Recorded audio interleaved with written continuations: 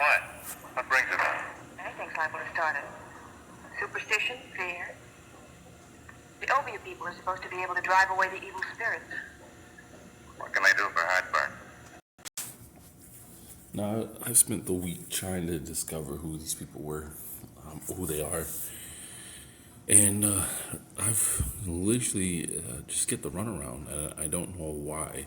Like, I mean, if they weren't important, if they were real too, why won't you just give me a quick summary on who they were?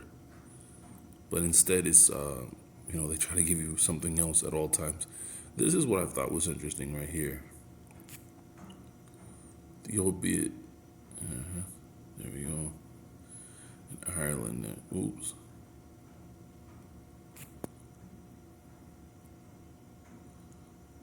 So I pulled this book up to try to learn more. And I couldn't come away with a definitive answer. It felt like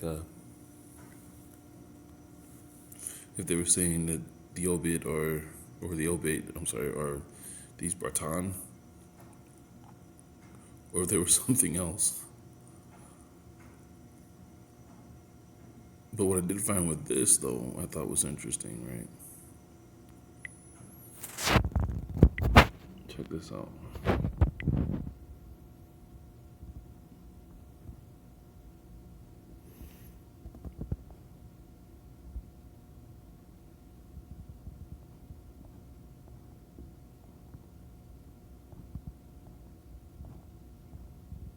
Probably faster if I just pulled up the PDF.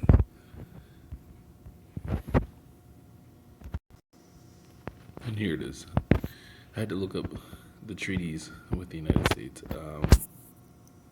This one is from the University of Cambridge University Press.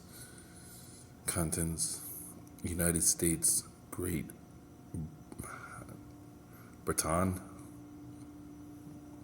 Agreement effect by exchange of notes in regards to the Newfoundland fisheries. That's the one I have. I just can't seem to open it right now. I mean, it talks about who has what part of the Mississippi, who has, here it is. Here it is.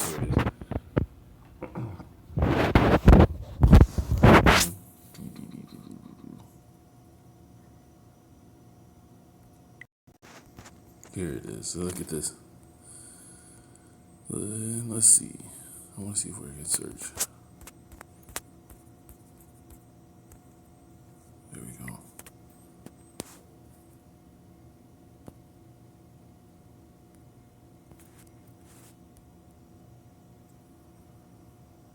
Oh, come on. I knew it was there.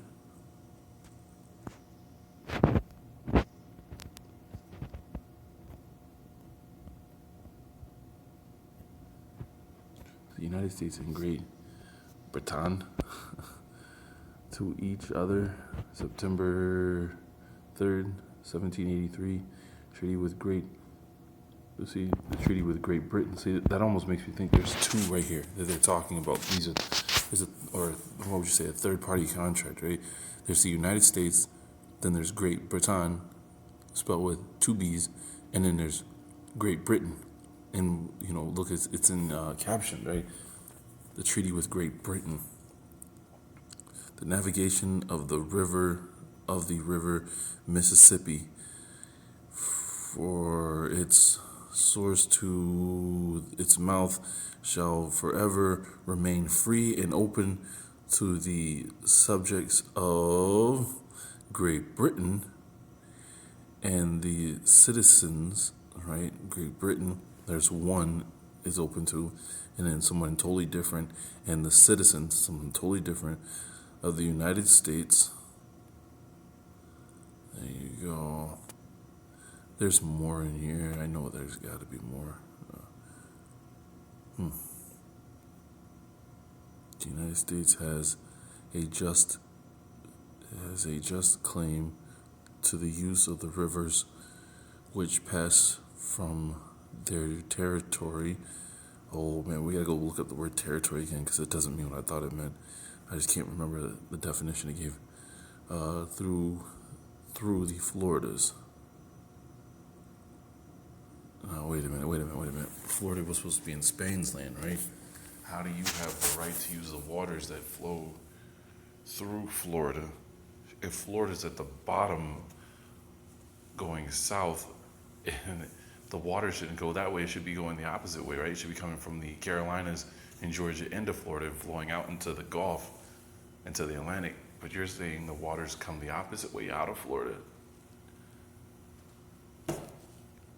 And that's your right to using them? I might be reading it backwards. But anyways, though, so getting back to it, I'm looking for, see, there they are again. I told you they use them more than once. Spelling it with, no, that's not right. That's not right. There was just once right there. That one, they don't spell it with two B's. Anyways, though, I'm looking for the Obeat people of Jamaica. I don't care for their religion. I want to know their history and why there seems to be really nothing about them.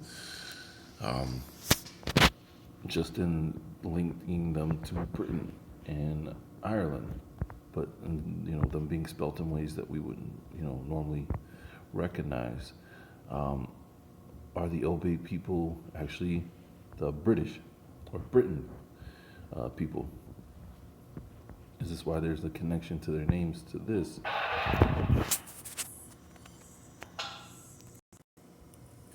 Anyways, I don't know what that was about, but yeah, I'm just trying to find out who they are, and because it means something to me now.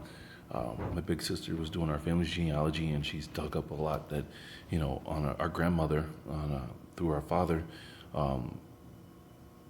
her family, the Legates, are descendants of the Pews, and the Pews came to the Carolinas from Jamaica, and we searched for the oldest Pew we could find, Francis Pew, and come to find out, we believe his name was actually John Taylor, Jamaican in, I forget the name of the town in Jamaica, but he changed his name from John Taylor to Francis Pew. We used the University of Florida, their records to be able to link that together. So just trying to learn more. I think it's weird, I don't put much stock in ancestry tests, especially their test for, to see who your ancestors were, where they descended from. Really, I just put stock in that they can link you together to your distant cousins. Because, that I know was accurate because we've been able to communicate and find out who we were related to. But the rest of their stuff, as far as I'm trying to tell you what part of the world they say you're from, that stuff, nah. It keeps changing. Like, I remember when I first did the test, I did a video on it and I posted it in like my highest trace region was supposed to be Great Britain, and it was at 13%. Now Great Britain is completely gone, and it's Ireland or Scotland, and that's only at 9%. And they tell you, oh, your DNA didn't change. Just the information that keeps coming has changed. No, your guesswork keeps changing. So, But anyways, on our grandmother, on my dad's side, it's important, to learn more and more about where she came from, and especially I find it so fascinating that, like I said, we take it back to Francis Pugh, and it didn't say anything about him coming over as slaves. In fact, it tells you that he brought his own slaves. I think it was 9 of them, 9 slaves. It was either 7 or 9 slaves. It doesn't even tell you their names. It tells you how many he had, and that they were white, that he brought to the Americas.